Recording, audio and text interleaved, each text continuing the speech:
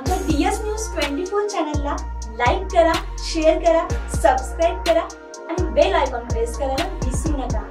नमस्कार, मी अश्विनी पुरी, DS news 24 मध्ये आपल्या सर्वांचं स्वागत। बघणार आहोत बातमीचा सविस्तर आढावा।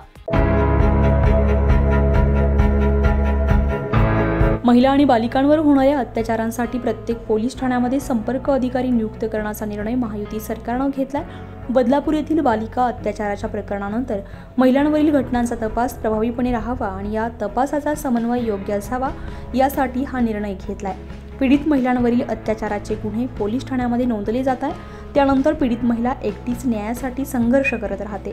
त्या संदर्भात दोष सिद्धीचा टक्का कमी राहिलेला आहे। ही वस्तुस्थिती बदलण्याचा निर्धार महायुती सरकारने घेतलाय। त्यामुळे आता पीडित महिला जलद मदत होण्यास मदत मिळेल व पीडितेच्या संदर्भात वेगाने तपास होणार असल्याची माहिती महायुती सरकारकडून देण्यात आली आहे।